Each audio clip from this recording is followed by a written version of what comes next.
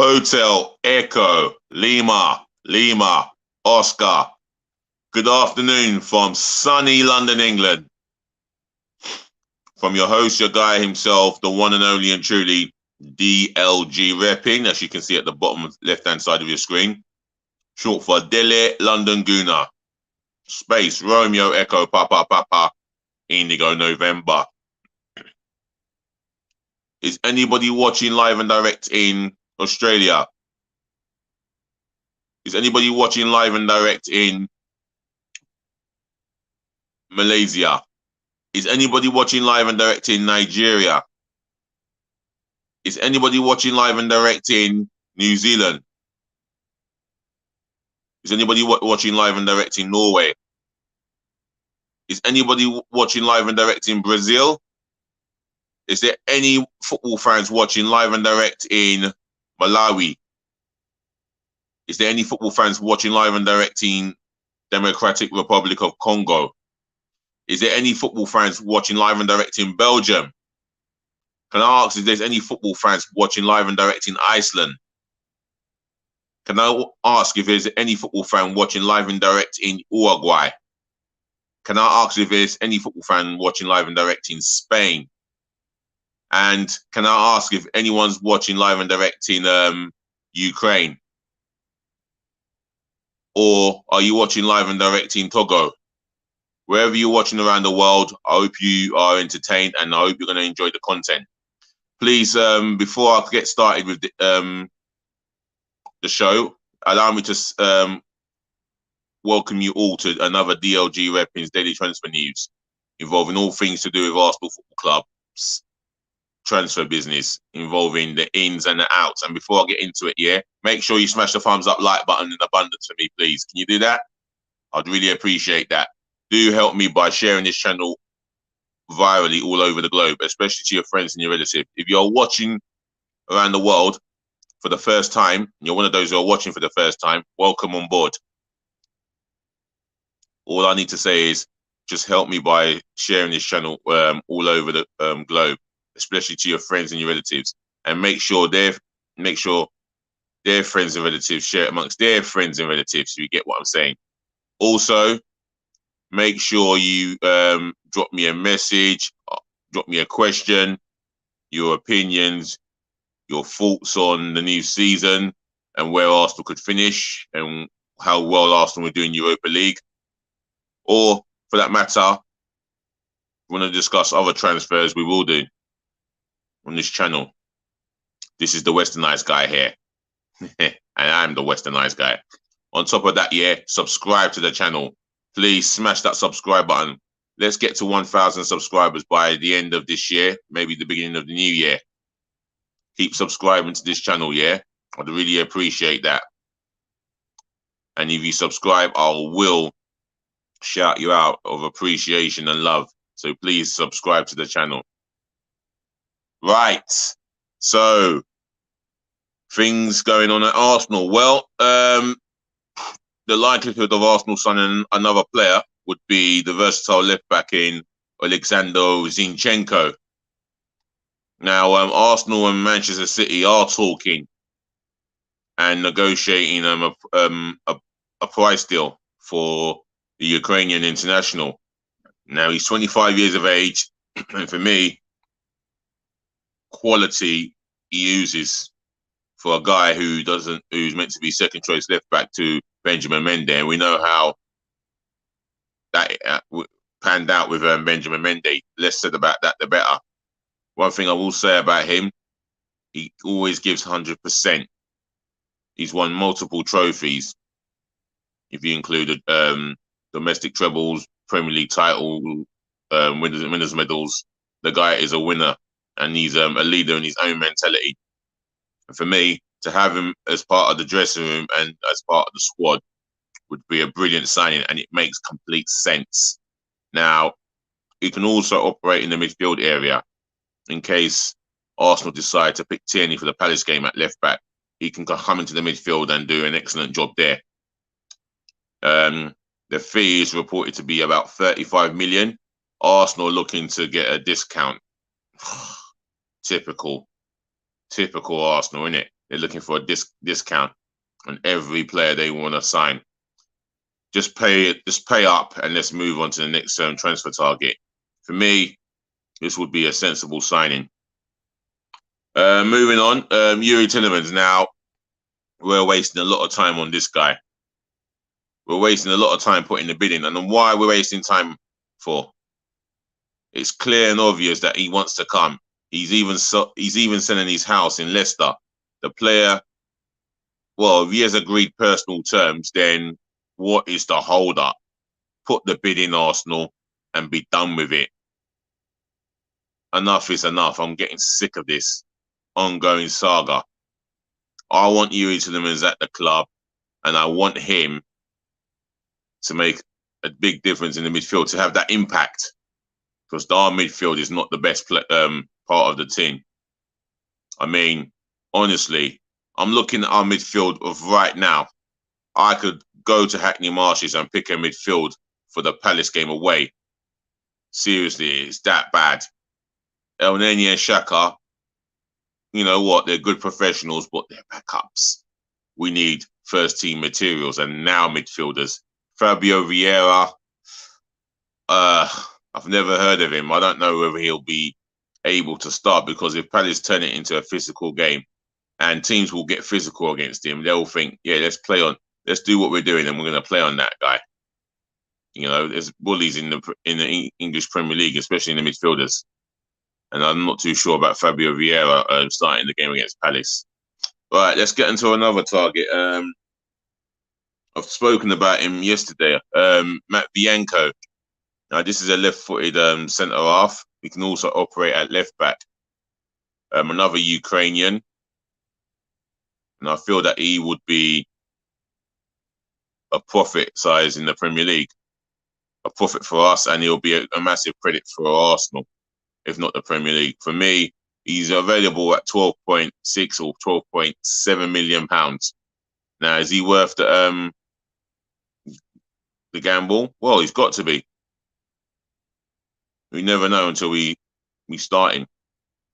I say we should get the bid done, put the bid in, see what the representatives are saying, because we need to have a big, strong squad next season, because that's where we struggled last season. We were threadbare, lack of strength and depth, and players need to come in. And I get players need to go out, like Nicolas Pepe. Now, I'm hearing stories of reports that Leeds United and Sevilla are battling for his signature. Now, whoever can come up with the highest bid, possibly Leeds, will have him, because Leeds United have just sold Rafinha for £55 million.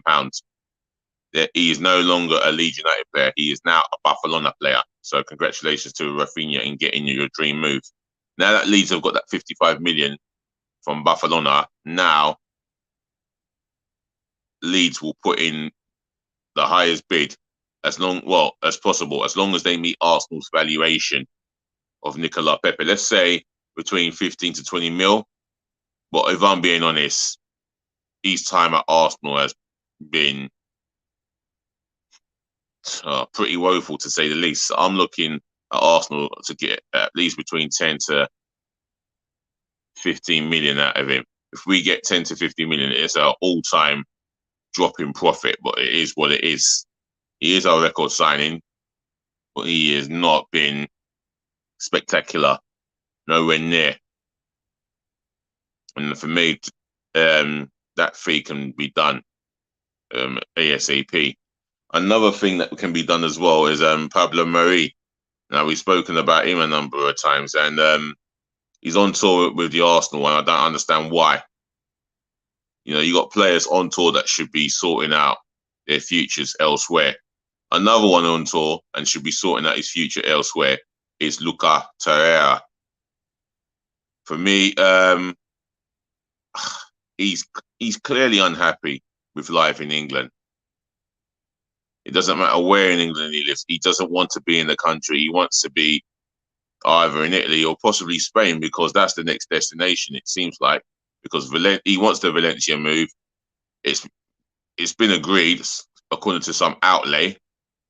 So the next step is for Arsenal to do their part and agree with it, or talk to Valencia. But I'm done with the talking. Let's start doing deals. I've had enough of it. It is long, too long. Crystal Palace is on the 5th of August, and we're halfway through July, and we're still talking about players, you know, interest here, links there. I'm sick of it. Let's get deals done, please. Anyway, what was I talking about here? Oh, I'm just sick of Arsenal. Oh, they do wind me up the wrong way around. Yeah, we're talking about Luca Torreira. Now, that's the guy that he could leave. How about if we got a replacement, a younger replacement, but a taller replacement? He goes by the name of Amadou Onana, 6'5", and he has a presence. You know, you can see that he has a presence. I can't say I've ever seen him play. I understand he plays for Lille. He's a young Belgian international, maybe an under-21 international, Belgium, for that matter. Only the Arsenal scouts will know how good he can be and how much potential he has. And he's just a potential. Now, he'll probably have to come in as a squad player, no further, with an option for Arsenal to sign him on a long-term deal and get him out on loan. Now, he's available at reported 9 million, but I know it's going to be a little bit more than that. Definitely going to be a little bit more than that. Now, again, this is a situation where we don't want to allow him to go to another club, and he shows his true worth. So if Arsenal are serious, they'll get the job done.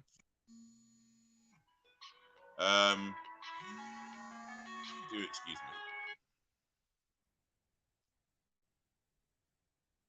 Yeah, another player that he could be on the way out on loan is Nuno Tavares or Nuno Tavares. Now Marseille are heavily in for him.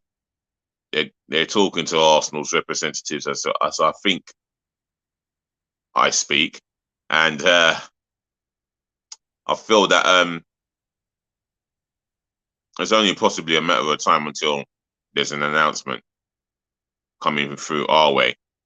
All that I know is that they're still talking, and that's all that I can bring you on him.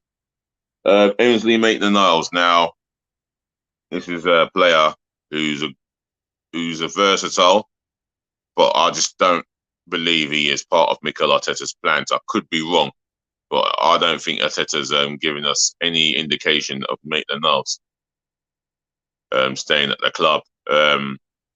There's talks of Maitland-Niles going this summer, and his destination could be Nottingham Forest. Well, we've not heard anything from Nottingham Forest for a matter of weeks now. So let's hope his future can be resolved one way or the other. Hector Bellerin. Now he is definitely trying to push for a move for a move to Real Betis. He could go on a free, but he's one of the players that we need to get out. He's on a high. His wages is up there with the rest of them as it is, and that'll be another player off the wage bill. Excuse me.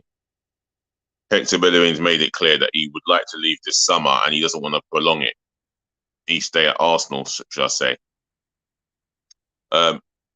Atletico Madrid have inquired about him. Have Arsenal contacted Atletico Madrid? I doubt it. Right, striker. Now I've spoke about this a number of times. We do need a striker as a backup plan for Jesus, and a plan B. Ivan Toney would be brilliant for that role. I mean, he would have to understand that he ain't gonna expect to start games every week, because every game is a different team, different tactics. So we have to go with a different approach and a different philosophy and different mentality and a different attitude. So he has to understand that you're in a squad game nowadays, and I'm sure every footballer, no matter what division you play in, you're in a squad game. And for me, Ivan Toney fits the bill in terms of a plan B. Right. Carl Walker Peters. I've spoken about him before. He would be a decent addition into the squad. I mean, he's in his early 20s, if not mid 20s, and he's getting he's getting regular first team opportunities at Southampton. He is rated highly by Ralph Hasenhüttl, but the player has got to come out and clear the air about his future and make it known whether he wants to stay at Southampton or not. Now,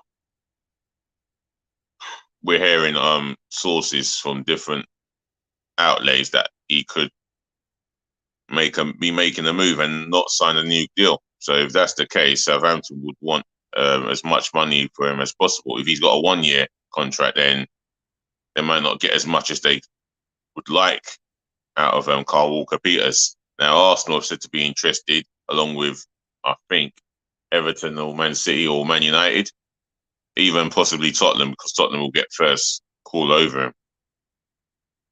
So we shall see how that pans out. Anyway, one more. Austin Trusty has gone out on loan to Birmingham City. This is a guy who's in his late 20s, an American from New England Revolution. He came with Matt Turner, and Arsenal decided to send him out on loan. I wonder if that is the wise idea, because he's a left-footed centre half, and Gabriel Dos Santos Magalhaes is the only left-footed centre half we've got at our club, should I say? And if he was to get suspended or injured, we need someone of that ilk. But then again, he might not be the one of that ilk. We don't know. I don't know how good he can really be. But again, we must try and look for someone in that ilk. Matt Vienko is a left-footed centre half who can play at left back. Forgot to say that he was left-footed. So, yeah, time will tell. Otherwise, allow me to end this and say, ladies and gentlemen, to the boys, to the girls, I want to thank you for listening. Thank you for tuning in. Thank you for watching. Saving the best to last, as I always do. Thank you so much for putting up with me. I'll be here again tomorrow, because I won't be able to do an evening stream or a video due to the fact that I'm going to go and visit my sister and see how well she's doing. Big up my sister there. Otherwise, I'm out of here. Peace again, love again, and bless again. Just remember to take care of your friends, take care of your families, take care of yourselves. Stay safe. If you're in London, England, enjoy the weather, or wherever you are where there's sunshine, enjoy the weather. Please drink loads of water as well. Until again, DLG Reppin', we'll talk again. Remember, please just be nice.